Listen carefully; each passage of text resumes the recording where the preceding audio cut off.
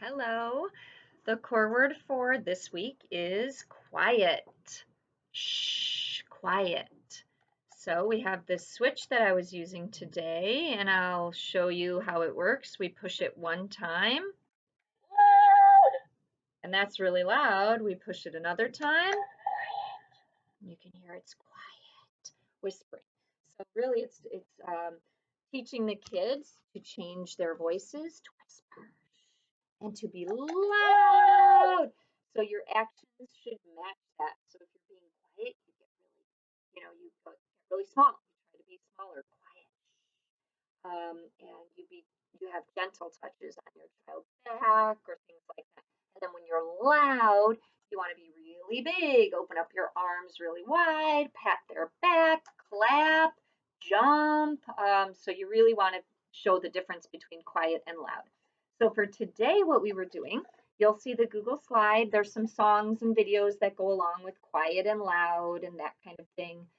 We were using the Switch, but we were also playing a game. So we were playing the night-night game. And in the Google Slides, you will see it. There's one page for each action.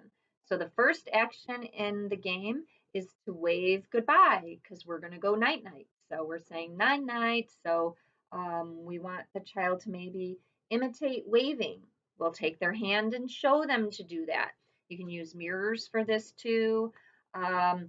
But we want to say night night as well. So we want to show them that we're using our tongue to say na na na na, and we just simplify it, make it really easy, kind of like babbling na na na na. Let's go night night. So that's the first part of the game. Then we're going to get a blanket. We're going to go down on the floor, and we're going to go to sleep. So we're going to go shh, quiet, go night night. So then we're going to lay down. And then the third thing is we're going to snore really loud. So that's really fun. And then the last thing we're going to do is, well, we're going to count. So kids like that. So they might like snoring or they might like counting. There might be too many steps. So you kind of have to play the game and see what gets your child's attention. A lot of the kids like counting. So I would quietly, since we were doing quiet and we were sleeping, I would quietly count and pat their back. Some kids, because they just wanted to maybe get up from the laying down position, that kind of helped them to stay laying down on the mat. So we would count one, maybe 10 is too long. So maybe we just go to 3. Maybe 3 is too short. We can go to 5. So it's between like 3, 5, and 10. And you just kind of adjust to see what your child will be able to do to lay down and count. And then that's the most fun. We're going to be really loud. So we're going to throw the blanket off. We're going to tickle them. We're going to clap. But the thing that would be really cool is if your kid would imitate raising their own arms or clapping. Wake up, wake up, wake up, really loud. So it's just this really fun kind of game that goes through those steps. So there's a Google slide that shows the kids pictures and little gifs and stuff so they can see it. You can see the words, but the main thing is just, shh, we're going to go night night, night night.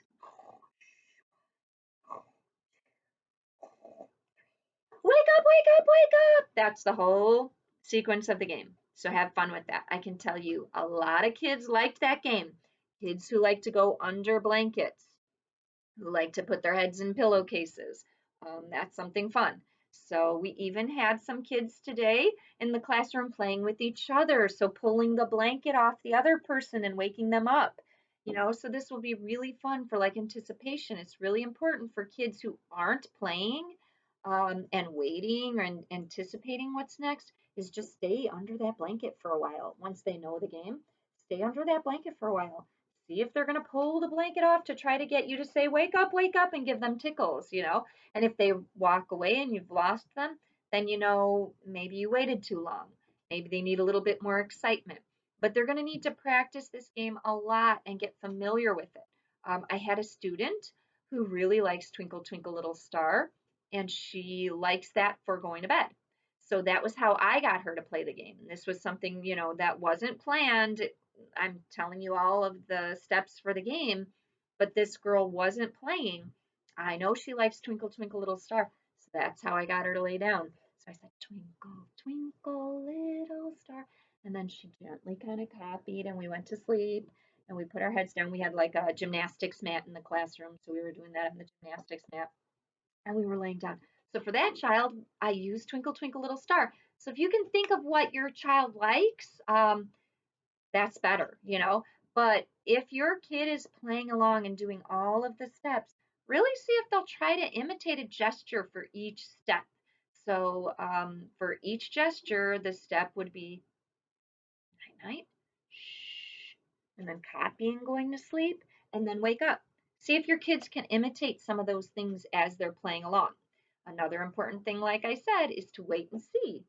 Are they going to tap you to wake up? Are they going to pull the blanket off of you to wake up? Are they going to do the last step of the game? So this is something that you can play over and over again.